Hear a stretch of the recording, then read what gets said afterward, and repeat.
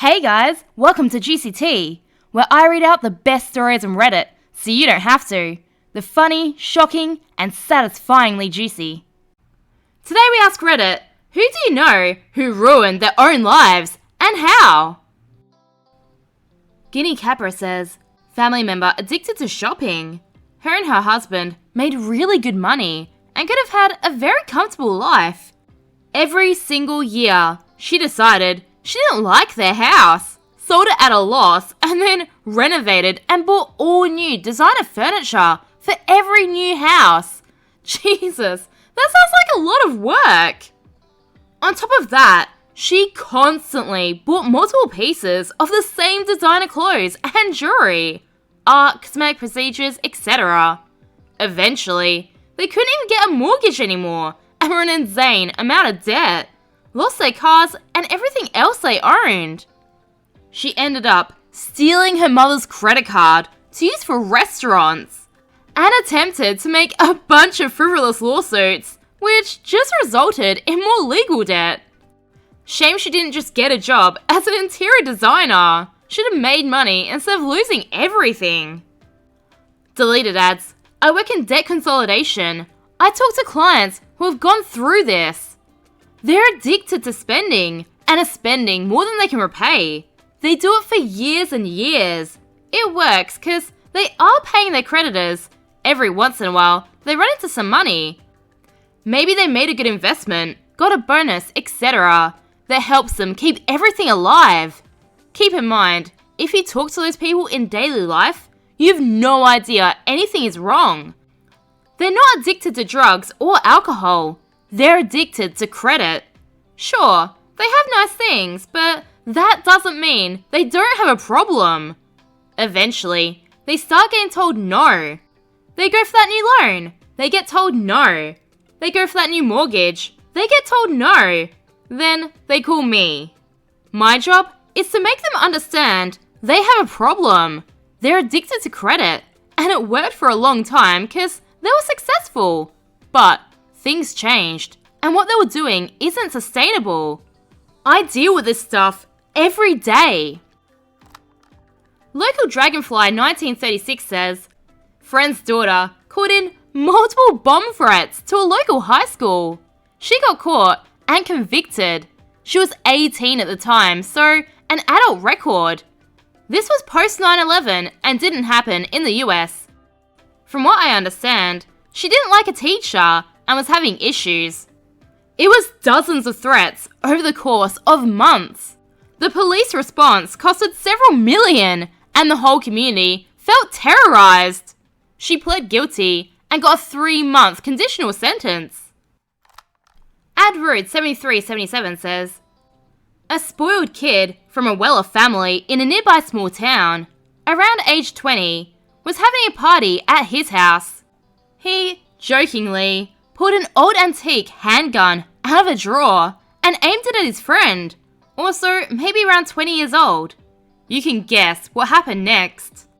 Delicious Pan Goblin says, people who are dumb enough to point an unloaded gun at someone are also dumb enough to have no idea if it's actually loaded or not.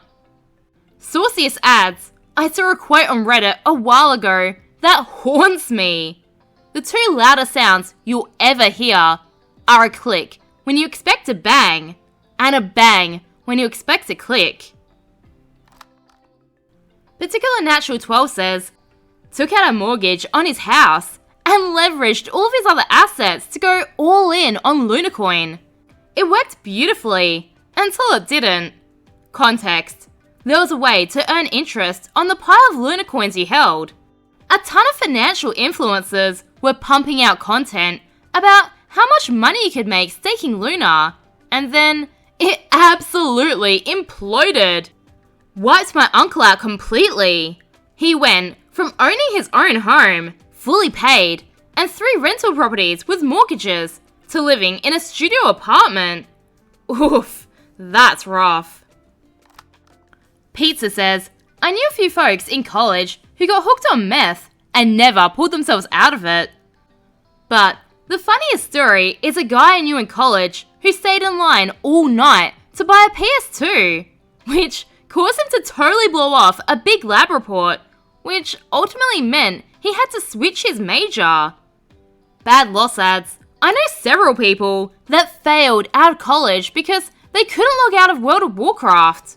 Baz Rum says, I know a guy who just dropped contact one time, which was really out of character for him. But his account said he was still active on one of his favorite games. We figured it was fine, stuff happens. Until like a couple of days go by and he's nowhere to be seen.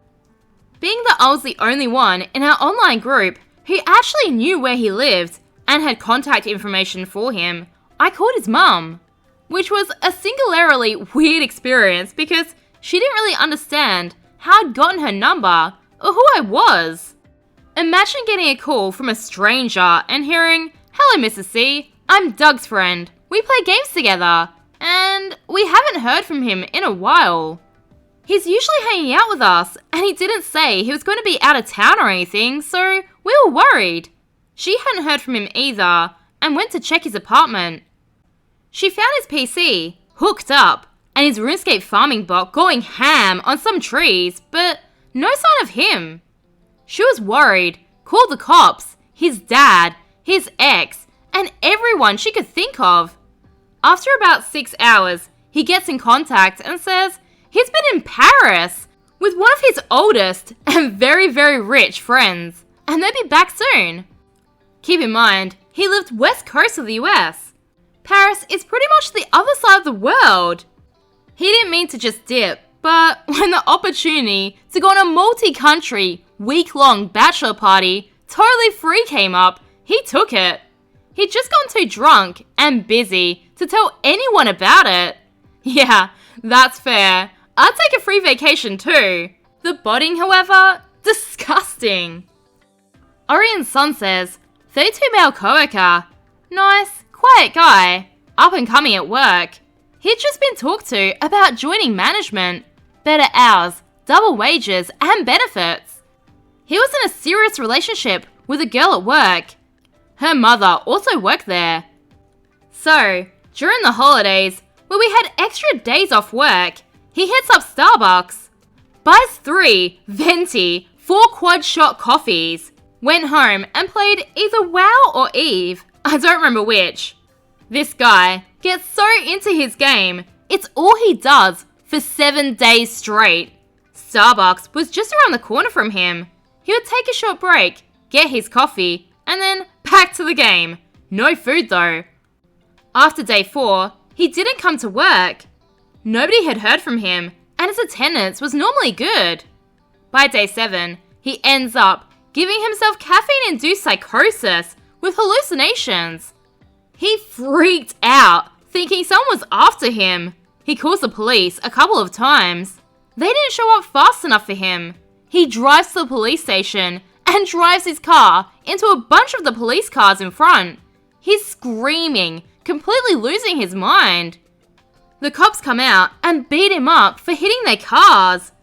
He gets tased repeatedly and tossed into a cell. The cops messed him up. Work and other people found out when we saw the story on TV and in the newspaper. He was never the same after. He came back to work, but the management position was closed to him.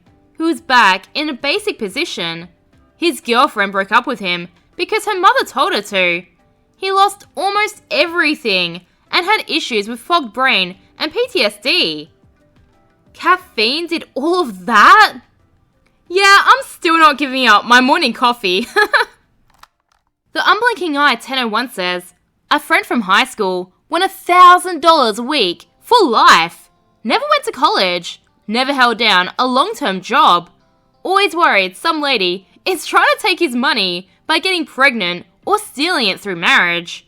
He has a very mediocre life without much progression or new relationships. The rest of the friend group used to think he was the luckiest guy alive. Now, we just try to keep his spirits up when we're together and keep our advice to ourselves. He's aware of the solutions to his problems at a 10-mile view, but $1,000 a week has sapped his will to execute any self-improvement plan. For context, when he won We weren't too far out of high school, and $1,000 a week seemed like a ton of money in the early 90s. However, he decided, why go to college? He'd get a job, and after a short time, he'd get upset over some small issue or another.